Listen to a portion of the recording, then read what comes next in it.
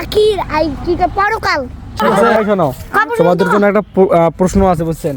যে প্রশ্নটা দিতে পারবে, মানে উত্তর দিতে পারবে, তার জন্য পুরস্কার আছে। আর যদি উত্তর না দিতে পারেন, উত্তরটা কিন্তু সারা জীবনের জন্য মানে জানা থাকবে আর কি।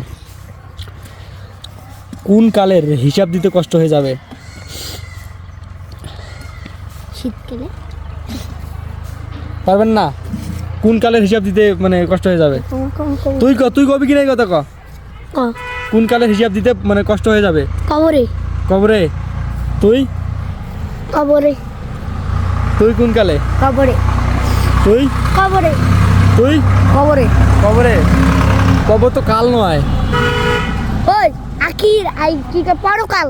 ঠিক আছে, হ্যাঁ বলছে। হ্যাঁ, এর জন্য পুরস্কার আছে কিন্তু। তো এটা সর্বপ্রথম কে মাথায় আনছে মানে প্রশ্নটা দেওয়ার জন্য? হ্যাঁ, না সেই মানুষ না।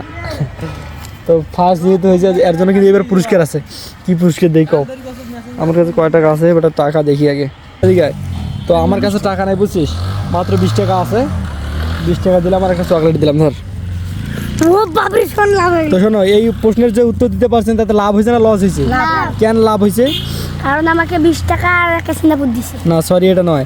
যে পরকাল একটা ওই কালের হিসাব দিতে কঠিন হয়ে যাবে, পরকালে তো হিসাব দিতে কঠিন হয়ে যাবে, ঠিক নয়? তো এই বিষয়টা যে জানলেন, তো এই বয়সে যে জানেন, এই যে এটাই তো লাভ। তুই কদিন এবার কোন কালের হিসাব দেওয়া কঠিন? পরকাল। এবার জানা পাইছিস, শিখে হয়েছে। হ্যাঁ, এটাই আর কি। এটা শেখার জন্য আজকে আমি তোমাদেরকে ডাকাইছি। তো কেমন লাগছে? হ্যাঁ, তো তোমরা যে পারলা না, এরপর আমি কিন্তু নতুন নতুন আরও কিন্তু অনেক প্রশ্ন করব, আপনাদের করব।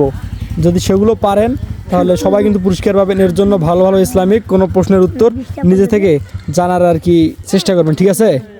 হ্যাঁ।